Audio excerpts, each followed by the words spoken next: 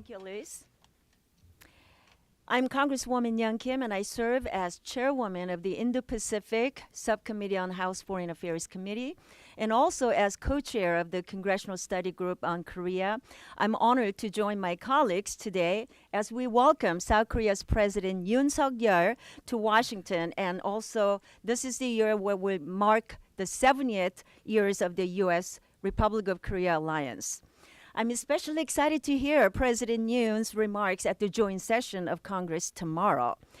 The United States Republic of Korea alliance is based on shared values of human rights, democracy, freedom, and a rules-based international order. While the security challenges the region faces have changed since the Korean War, our commitment to these values have not. As authoritarians in the Indo-Pacific region like Kim Jong-un and Xi Jinping seek to rattle the bilateral and steadfast commitment, our alliance is not only important, it's necessary to counter rising threats and aggression in the Indo-Pacific. So why does this matter? Well, take a look at South Korea at night versus North Korea. South Korea is a friend in freedom, democracy, and human rights. Freedom must prevail over oppression. As a Korean American who grew up in South Korea in the aftermath of the Korean War and with relatives who defected North Korea, I know firsthand the evils of oppression. So I'm proud to represent the vibrant Korean American community in Southern California and to be one of the first Korean American women to serve in Congress. As a member of the Foreign Affairs Committee, I'm committed to strengthening our relationships with allies, holding authoritarian regimes accountable, and uplifting freedom-loving people trapped under their regime. Thank you. And now I yield to Congresswoman Michelle Steele. Thank you, Young. This week is monumental for Korean Americans. President Yoon's historic visit is the first time in over a decade that the President of South Korea has spoken to a joint session of Congress. I was born in Korea, grew up in Japan, and immigrated to the United States when I was 19 years old. For me and my constituents, the friendship between United States and the Republic of Korea is valuable beyond measure. That is why I introduced the bipartisan, bicameral resolution to welcome President Yoon to the United States and honor the 70th anniversary of the Mutual Defense Treaty between our two nations. Our relationship is critical in preserving peace and stability in the region, and our trade partnership is vital to both of our economies. President Yoon has worked hard to improve relations with Japan, which is important to ensure our three nations may work together to protect freedom and democracy. I am honored to join my colleagues in introducing this resolution to recommit to our shared bond between country of my birth and the country I am so blessed to call home. Thank you, and I'm going to invite Chairman Arrington.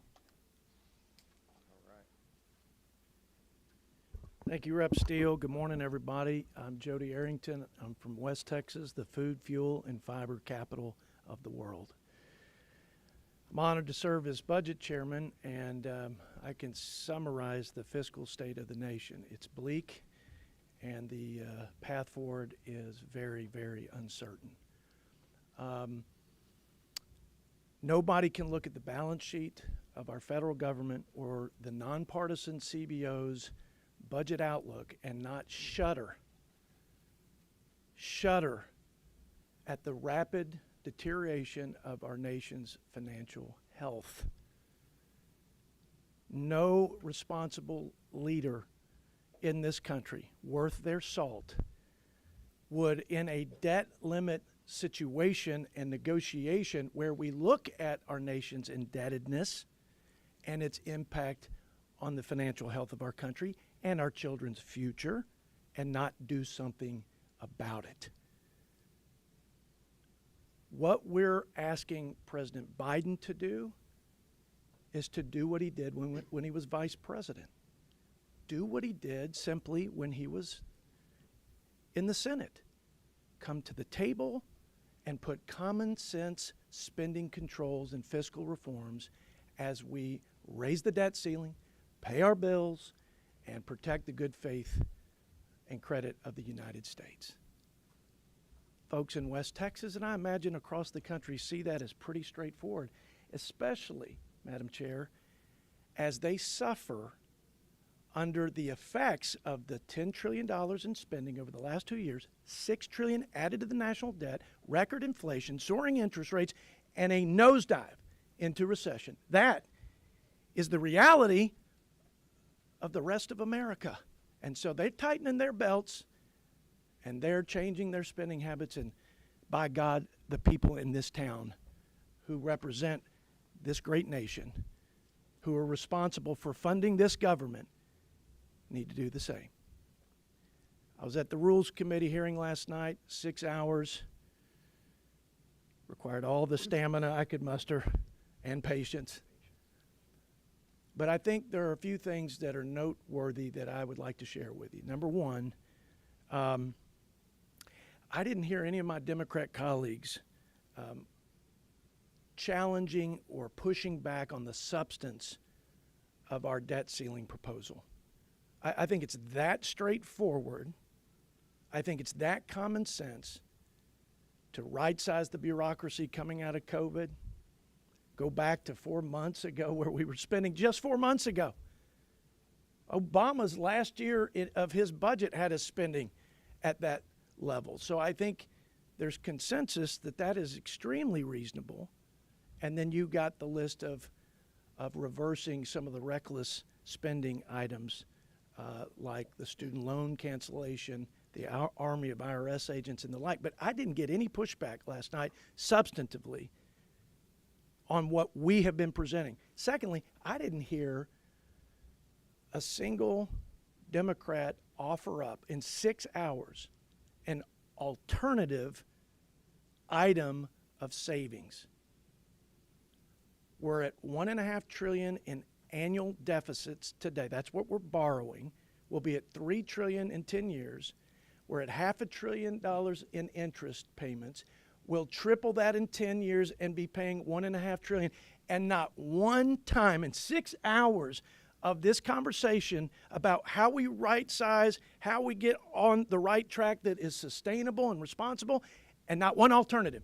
Just a bunch of boogeymen, just a bunch of phantom funding cuts that they rolled out there. It was sad because it was a party that's lost its way, that has lurched so far to the left, they can't even come back to the common sense Clinton era work requirements for able-bodied adults. I saw them have a death grip on the blank check and the status quo, and they will lose that fight. They will lose that fight with the American people. It's not about me. It's not about these guys. It's about the American people. Lastly, this one, I get emotional about it. So, but because it's real. This is real. The most vulnerable group in America, in my mind, and there are lots of vulnerable groups, and we have to be responsible, and we have to prioritize. That's what this is about, prioritizing. But it's also about protecting the future as we prioritize, and our children's future. I think the most vulnerable group in America are the children that have no place in this town, no lobbyists to speak of that I know of, no seat around the table, it feels like, and they're going to inherit $31 trillion in debt and counting. Who's going to speak up for them? This is what they will inherit, and somebody's got to speak up. But in 6 hours, and I close with this, in 6 hours, and you'll never invite me back to another one of these press hearings, but in 6 hours, I heard a lot of stakeholders in government programs and government funding. I heard a lot of groups and communities. I never once, and I said this at the hearing, if you listen to the 6 hour tape, not one time did my Democrat colleagues mention the the children and grandchildren of the people here, the future generation of Americans who will inherit the whirlwind because of the seeds that were sown of reckless spending and an insatiable appetite to spend this country into bankruptcy. So I'm going to support this limit, save, grow, obviously, and it's a responsible thing to do. It's the right thing to do, and I pray to God that we'll get our president, respecting him in the office, to come to the table and be a leader worthy of the citizens of the United States of America. We will now hear from our whip, Tom Emmer. Hold the applause. Hold the applause. House Republicans are going to pass this debt limit. We are going to show that people the American government doesn't have to be dysfunctional. And by the way, we're also going to show that Republicans, House Republicans under Kevin McCarthy, are the ones that are continuing to lead. We're going to pass this because the alternative is far worse. Don't be fooled. There is no such thing as a clean debt ceiling increase. That's about as dirty as it gets. Handing Chuck Schumer and Joe Biden a blank check for more of their reckless spending that's driving inflation and destroying family finances that Jody was just talking about. With this transformational bill, House Republicans have the opportunity to effect change and implement reforms, all while avoiding default. Joe Biden and Senate Democrats have done absolutely nothing but obstruct. Members of Biden's own party now want him to do the responsible thing and negotiate. Instead, what's he doing? He's already threatening a veto. He is playing with Americans' lives and the economic health of our nation, all in the name of his political theater. It's truly disgusting and revolting. Our members built this legislation from the ground up, and our members are going to pass it. House Republicans, again, are the only ones that are armed with solutions to this problem. It's time for Joe Biden and Chuck Schumer to show us what they're made of. And now, I'm going to turn it over to the Tiger from Louisiana, our majority leader. Thank you, Whip. This is a critically important week for the future direction of our country. For too long, and especially over the last 2 years, we've seen Washington go on a spending spree unlike anything in our nation's history. Joe Biden has maxed out the nation's credit card. And now at this moment, where the credit card is maxed out, Joe Biden has gone into hiding, trying to run out the clock and create a debt crisis, demanding not that we address the spending problem that maxed out the credit card, but believe it or not, Joe Biden is demanding that he get another card to go max out. No family in America would run their household that way. And frankly, I think when you look at the polls and see how low Joe Biden's numbers are, nobody in America thinks that this is the responsible way for the commander-in-chief to lead this country. But if Joe Biden won't lead, House Republicans will. And that's why you will see us pass a bill this week to address the debt ceiling, but also at the same time to address the spending problem that brought us to this moment. I think people are hungry for this moment. They're hungry for this kind of leadership. You've seen it from Speaker McCarthy, Jody Arrington, whose bill it is, to all of us on this leadership team who have been working for weeks and months with all of our members representing every part of our conference. Anybody willing to bring ideas to the table, and there have been some really good ideas, and if you look at this package, it represents the most common sense, straightforward approach to addressing the spending problem that got us here as we confront the debt ceiling. Think about this, basic work requirements. You know, the voters of Wisconsin just a few weeks ago were asked this question: should people have to try to find work in order to get welfare benefits? Do you know that 79.9% of Wisconsin voters just a few weeks ago on a statewide ballot said absolutely yes? People understand that. At a time when every worker, every small business is looking for workers, President Biden is paying billions of dollars to pay people not to work. So when we say let's have some basic work requirements, We're not talking about small numbers. It's over $100 billion of savings that the taxpayers would get. That single mom that's working 2 or 3 jobs right now to make ends meet under this tough economy, she doesn't want to have to pay for somebody who's sitting at home working who's fully able-bodied.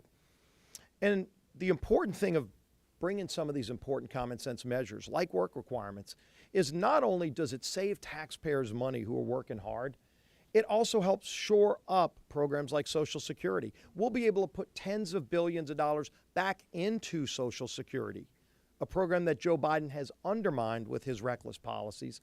We strengthen those programs by putting basic work requirements back in place. These aren't new ideas. These are ideas that Bill Clinton agreed with a Republican Congress to do back in the 1990s, and it worked, and it will work again. These are proven solutions to this nation's spending problem. And so we're proud to bring this bill forward. We're proud to get this bill passed this week. But it's long past time that President Biden stop hiding, stop trying to run the clock out.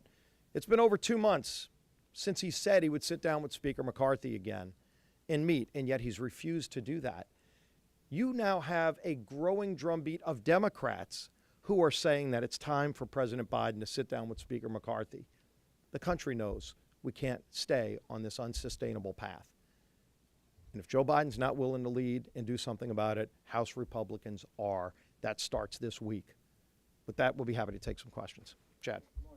This is kind of the dress rehearsal for what comes later this summer when the Senate gets a hold of this, and then also what happens with the president.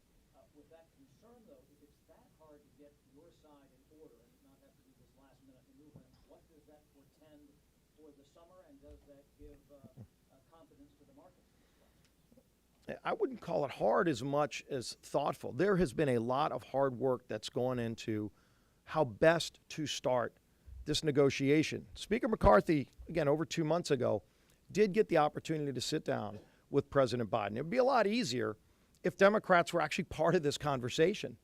You know, the American people have been part of this for a long time because they do this every day in their household. They figure out how to make ends meet with the dollars that they take in.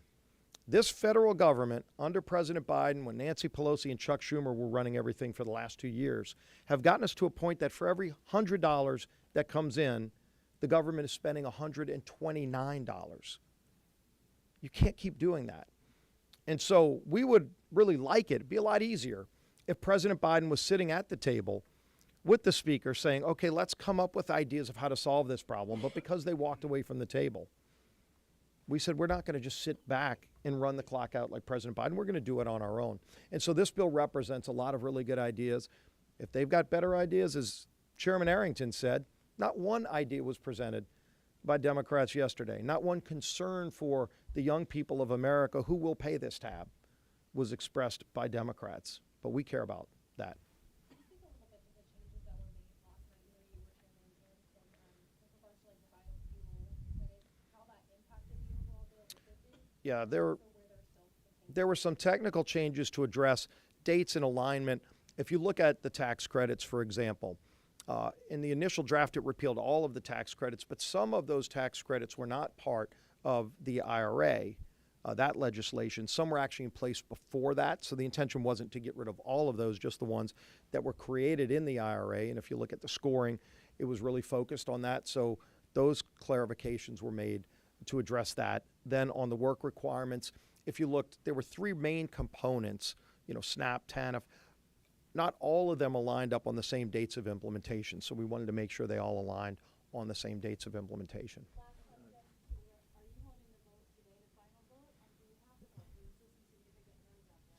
So the good news is that we can vote as early as today on this. We're going to bring the rule shortly, 1:30. We'll be bringing the rule vote, which allows us then to bring the bill up, and it addresses the changes that were made. So we'll be ready to move as early as today. I wouldn't, tune out C-SPAN today if you're watching. We want to get this done as soon as possible, but more importantly, we want President Biden to finally start getting engaged in this process. You ask for the job of President of the United States to be not only the commander-in-chief, but also the leader of the free world. This is not a job where you run and hide when the going gets tough. This is the time where you step up. These are the moments that you come and run for these jobs to solve big problems. And I'm disappointed that the president is trying to run and hide during these toughest moments. And again, you're seeing Democrats. Each day over the last week, you've seen more and more Democrats coming out saying, President Biden's got to start negotiating with Speaker McCarthy.